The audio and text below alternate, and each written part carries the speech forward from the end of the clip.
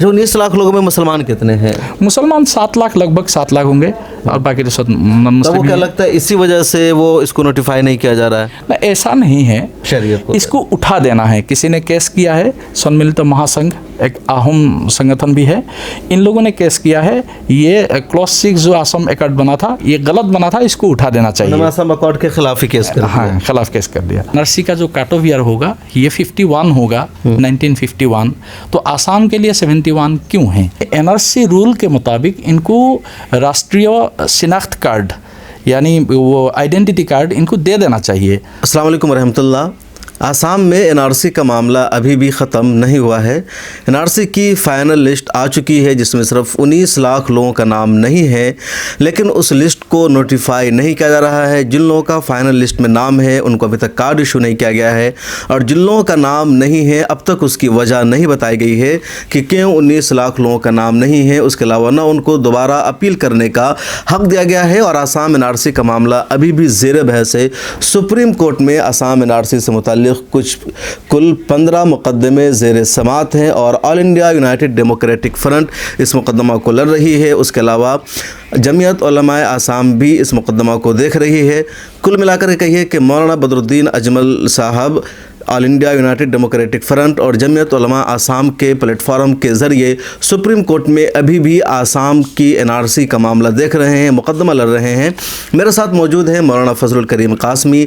आप all India United democratic front के general secretary हैं और आसाम जमीयत के आप एडिशनल सेक्रेटरी जनरल हैं। इनसे बातचीत करते हैं, जानते हैं कि आसाम एनआरसी का जो मामला है वो कहाँ तक पहुँचा हुआ है, क्यों अटका हुआ है, और इन दिनों असम के मुसलमानों को या दूसरे शहरियों को एनआरसी की वजह से किस तरह की दिक्कतों का सामना करना पड़ रहा है। मौलाना फजलुल करीम, मिल्लत टाइम्स में खुश आमदीद।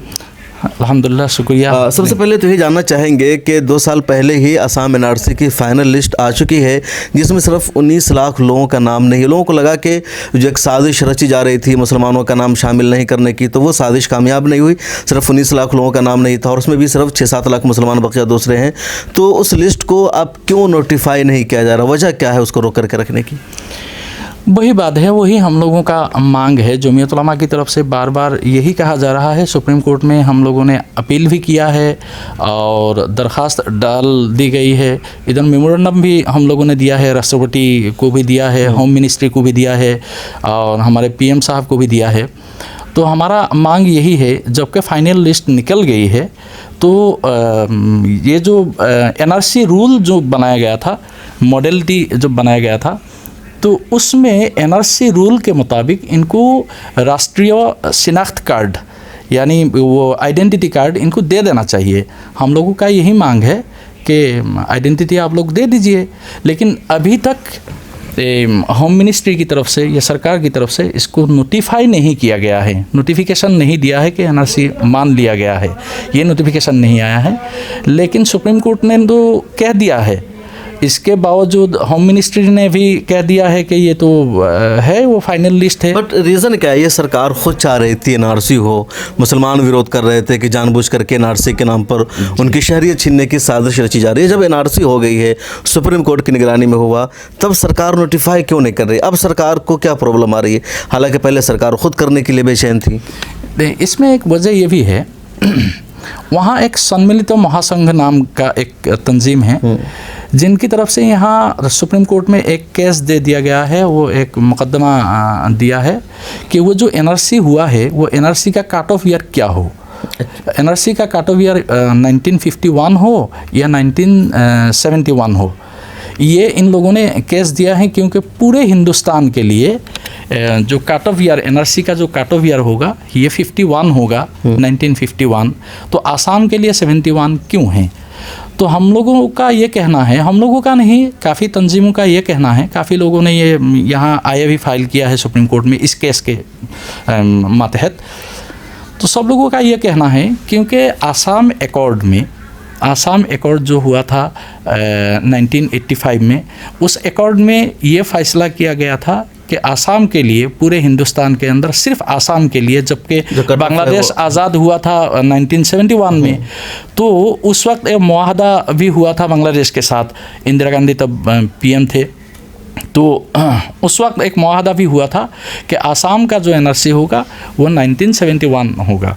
तो 85 में जब राजीव गांधी साहब आए हैं तो उस वक्त आसाम अकॉर्ड हुआ था। आसाम अकॉर्ड में भी close 6A, close Assam accord का क्लोज 6A में ये बात सराहतन लिखा गया है कि आसाम का जो एनआरसी होगा या तो आसाम की जो शहरियत होगी, नेशनल शहरियत, जो बुनियाद होगी शहरियत होगी, ये 1971 होगा। तो हम अपने ऑडियंस के यहाँ पर बता दें कि हिंदुस्तान में जो शहरियत की बुनियाद है वो 1951 मानी जाती है। आज़ादी के बाद 1951 में पहला सर्वे हुआ था, हिंदुस्तान एक था, पाकिस्तान बना, तो 1951 में पहला सर्वे हुआ और सेंसस में माना गया कि 1951 में जितने लोग उस वक्त भारत में मौजूद थे वो तमाम हिंदुस्तान के शहरी तस्लीम किए गए।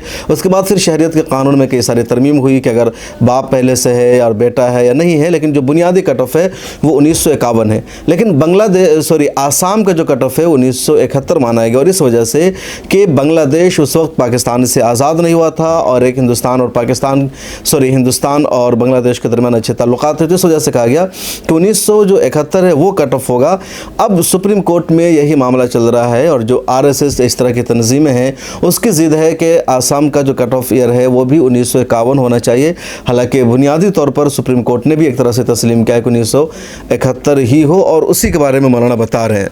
जी, यही है, जबकि सुप्रीम कोर्ट ने भी बता दिया और पार्लियामेंट में भी वो कह दिया है। अमित शाह जी ने बार बार कहा है कि आसाम का एनआरसी तो हो चुका है और होम मिनिस्ट्री की तरफ से तो कह चुका है हो चुका है, रजिस्ट्रार जनरल ने भी कहा है हो चुका है, लेकिन नोटिफिकेशन अब तक जारी नहीं हुआ है। नोटिफिकेशन नहीं हुआ है। नोटिफिकेशन किसके जिम्मे है, स्टेट सरकार के या मरकज सरकार के?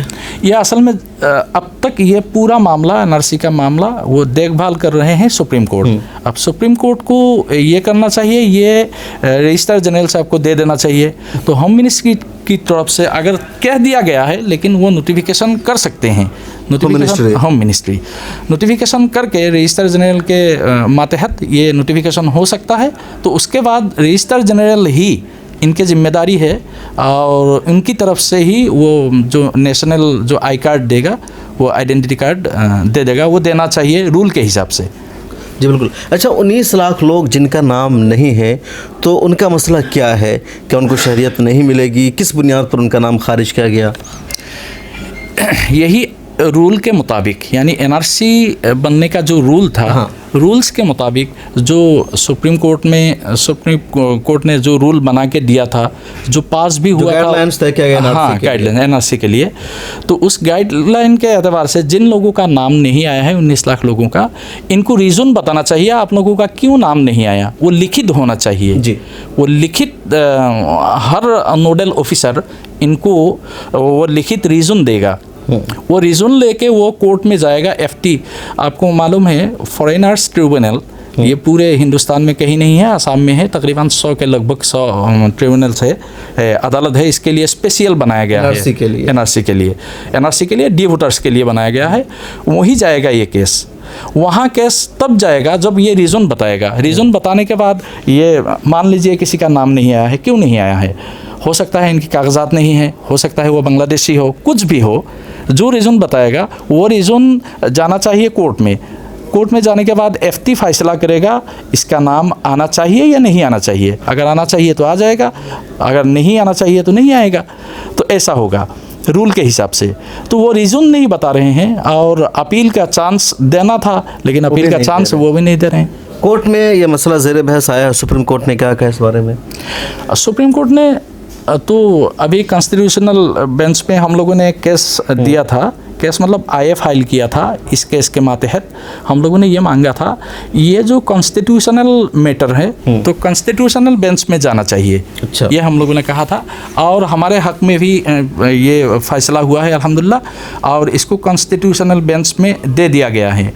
अब कॉन्स्टिट्यूशनल बेंच तब से तो बैठी नहीं थी, अभी नई बनी है, फिलहाल बैठी है। अब तो सुप्रीम कोर्ट में जैसे कि ऑफ द रिकॉर्ड अभी आप बातचीत कर रहे थे कि अभी कुल 15 मुकदमे आप लड़ रहे हैं। 6 मुकदमों में पहले आपको जीत हुई है, जो आपका मौक़िफ़ था उसके मुताबिक सुप्रीम कोर्ट ने फैसला सुनाया, और 15 मुकदमे अभी भी ज़ेर बहस हैं। तो वो उसमें जो अहम मुकदमे हैं वो क्या है, क्या निकात है जिन पर आप सुप्रीम कोर्ट से अपने मौक़िफ़ के मुताबिक फ़ैसला चाहते हैं? हाँ, ये हम लोगों ने 2 केसेस हैं एक केसेस है काट ऑफ ईयर, यानी Cut off year। Assam accord में जो क्लॉज 6 है, ये क्लॉज 6 में ये लिखा हुआ है सराहतन कि 71 को लेकर वो कट ऑफ ईयर मान के cut off year मानना है, बिल्कुल, शरीयत को। इसको उठा देना है। किसी ने केस किया है, सम्मिलित महासंघ एक आहोम संगठन भी है, इन लोगों ने केस किया है, ये क्लॉज 6 जो आसाम एकॉर्ड बना था ये गलत बना था, इसको उठा देना चाहिए। आसाम अकॉर्ड के खिलाफ ही केस कर दिया। हाँ, खिलाफ केस कर दिया। और एक है एनआरसी का कट ऑफ ईयर क्या होगा, ये अलग केस है, और क्लॉज 6 उठाना ये अलग केस है। दो अलग अलग, दोनों को टैग कर दिया गया है, एक साथ दोनों केस चल रहे हैं अभी। अब उसमें ये हुआ है 71 अगर फैसला हो जाए तो शायद हमें लगता है हमारे लिए सब मसाइल हल हो जाएगा। इसमें कुछ छोटे छोटे केसेस भी हैं। छोटे छोटे केसेस कैसे हैं? एक ट्रांसफरेंट केस है। ट्रांसफर मतलब क्या है? मान लीजिए किसी एक ज़िले का लोग किसी दूसरे ज़िले में गया है, तो वहाँ की पुलिस जो है वहाँ केस दायर कर दिया है, डाउटफुल वोटर बना दिया है, वहाँ केस चल रहा है, इनको पता ही नहीं चलता है ये दूसरे डिस्ट्रिक्ट में रहता है। 500 किलोमीटर दूर एक ज़िले में जाके इनको नोटिस दिया नहीं जाता है, या तो नोटिस इनको मिलता नहीं है, जिसकी वजह से इनको पता ही नहीं चलता है वहाँ इनका केस चल रहा है, जिसकी वजह से नाम लिख दिया जाता है, एक्स पार्टी राय हो जाती है। तो जहाँ ये रहते हैं वहाँ भी इनको फिर वोट देने का राइट नहीं होता है। राइट नहीं होता है, जो डी वोटर्स हैं इनको वोट देने का राइट नहीं होता है, ये मुश्किल है। तो ये सब केसेस अपने आप अल्हम्दुलिल्लाह ख़त्म हो जाएगा अगर ये केस हो जाए। ये तय कर दे कट ऑफ फाइनल है 1971 तो जी, तो जो 19 लाख लोग हैं ये भी आ जाएंगे अंदर अगर 19 फाइनल हो जाता है? बिल्कुल, काफ़ी लोग तो आ जाएंगे, काफ़ी लोग आ जाएंगे। हम जो 19 लाख लोगों में मुसलमान कितने हैं? मुसलमान 7 लाख, लगभग 7 लाख होंगे, और बाकी तो सब नॉन तो मुस्लिम। वो क्या लगता है इसी वजह से वो इसको नोटिफाई नहीं किया जा रहा है? ना, ऐसा नहीं है, हमें ऐसा नहीं लगता है, क्योंकि मुसलमान पहले तो हो सकता है इनकी नीयत क्या थी वो तो नहीं मालूम, लेकिन हो सकता है लोग ये चाह रहे थे, तो इन लोगों ने ये सोचा होगा कि सब मुसलमान ही होंगे, लेकिन मुसलमान इत्तेफाक से मुसलमानों के हाथ में वो कागजात वगैरह सब डॉक्यूमेंट थे। अल्हम्दुलिल्लाह सबके नाम आ गए, सिर्फ 7 लाख लोग बाकी है, बाकी तो सब नॉन मुस्लिम ही हैं। और वहाँ के ओरिजिनल लोग नॉन मुस्लिम लोग हैं, ओरिजिनल इनहेबिटेंट जिनको कहा जाता है, तो वो लोग भी है एकदम बिल्कुल। आसामी ज़बान में एक लफ्ज़ इस्तेमाल होता है खिलौंजिया, ओरिजिनल खिलौंजिया ट्राइबल लोग भी है। कुछ लोग ऐसे हैं आसाम में बिल्कुल रिमोट एरिया में रहते हैं, जैसे कि पहाड़ में रहते हैं, छार इलाका में रहते हैं, इन लोगों को कागजात डॉक्यूमेंट के बारे में कुछ नहीं पता। अब काफ़ी लोग वहाँ आसाम में ऐसे भी है जिन्होंने एनआरसी में वो फॉर्म भरा ही नहीं, इनको मालूम ही नहीं फॉर्म भरना कैसे है, किस तरीके से फॉर्म भरे, क्या करना है, मालूम ही नहीं। ऐसे लोग भी काफ़ी लोग हैं। और अगरचे 19 लाख का जो हिसाब आया है वो सरकार की तरफ से जिन लोगों ने अप्लाई किया है इन लोगों में से 19 लाख है, लेकिन काफ़ी लोग ऐसे हैं 3-4 लाख लोग ऐसे भी निकलेंगे जिन्होंने एनआरसी में अप्लाई ही नहीं किया है, इनका हिसाब तो आया ही नहीं। अच्छा, इन्होंने अप्लाई ही नहीं किया। इनको अगर ये 19 लाख के साथ जोड़ दिया जाए तो 22-23 लाख होंगे। अच्छा, ये जो केस है आप अकेले लड़ रहे हैं, जमीयत लड़ रही है, यूडीएफ लड़ रही है, 7 लाख मुसलमान हैं, 12 लाख हिंदू या दूसरी समाज कम्युनिटीज़ के लोग हैं, तो क्या ये केस सिर्फ आप ही लड़ रहे हैं या जो दूसरी हिंदू तंजीमें हैं, बजरंग दल, विश्व हिंदू परिषद, क्योंकि उनकी कम्युनिटी का भी मामला है, तो क्या वो लोग भी सुप्रीम कोर्ट में मुकदमा लड़ रहे हैं अपने लोगों की शहरियत बचाने के लिए, या उन लोगों को अपनी कम्युनिटी की कोई फिक्र नहीं है? नहीं, ये दोनों केस मिला के 2 केस सबसे अहम केस है। मैंने जो बताया, एक है 562/2012 और एक है 274/2009। ये दोनों केस सबसे अहम केस है। ये दोनों केसेस में टोटल तंजीम और अफराद लेके, अफराद खुद अपने आप को ये तन्हा अफराद किसी ने भी किया है, सब को लेके टोटल 400 से जायद होंगे पार्टीज। अच्छा, जो इनमें से इनमें से अक्सर पार्टीज ये कह रहे हैं 1971 ही होना चाहिए। सिर्फ 1 या 2 पार्टी ऐसे हैं जिन्होंने ये कहा है 1951 होना चाहिए। बिल्कुल।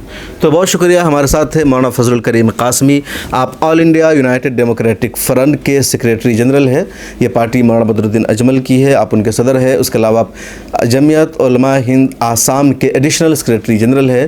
पूरे मामले पर उन्होंने तफसील से बातचीत की। ऐसा शायद लोगों को लग रहा होगा कि आसाम में एनआरसी का मामला ख़त्म हो गया है, मुकदमा दब चुका है, एनआरसी के खिलाफ एहतजाज भी नहीं हो रहा है, लेकिन ऐसा नहीं। आसाम में एनआरसी का मामला अभी भी ज़ेर बहस है। जिन लोगों का, और 3 करोड़ से ज़्यादा लोग हैं जिनका नाम फाइनल लिस्ट में आया है, अभी तक उनको नोटिफाई नहीं किया गया है। हालांकि उनको कार्ड इशू हो जाना चाहिए था, और उन पर जो मशकूक शहरी होने का इल्ज़ाम लगता है, या डाउटफुल होने का, या बंगाली होने का, वो सारा ख़त्म कर देना चाहिए था, क्योंकि एनआरसी की फ़ाइनल लिस्ट आ चुकी है। सुप्रीम कोर्ट की निगरानी में हुआ था और मुसलमानों के ख़िलाफ़ साजिश के तौर पर इस काम को किया गया। इसके बावजूद मुसलमान अब यही चाहते हैं कि नोटिफाई किया जाए, लेकिन नहीं किया जा रहा है। दूसरा मसला उन 19 लाख लोगों का है जिनका फाइनल लिस्ट में नाम नहीं है। उनको दोबारा अपील करने का मौका मिलना चाहिए था, लेकिन नहीं दिया जा रहा है। सुप्रीम कोर्ट में मुकदमा ज़ेर बहस है। United democratic front, Jamiat Ulama Hind समेत कई सारी तंजीमें हैं जो मुकदमे को देख रही है। जैसा कि उन्होंने बताया कि 400 से ज़्यादा लोग पार्टीज़ है, लेकिन ये दोनों तंजीमें या पॉलिटिकल पार्टी बहुत ज़्यादा इस मामले में शुरू से पेश है और कोशिश कर रही है। देखिए आगे क्या होता है। जो भी कुछ अपडेट होगा हम आपको बताते रहेंगे। कैमरामैन तमन्ना के साथ शम्स तबरेज़ कासमी, मिल्लत टाइम्स। मिल्लत टाइम्स को आपकी ज़रूरत है, हमारी आप माली मदद करें।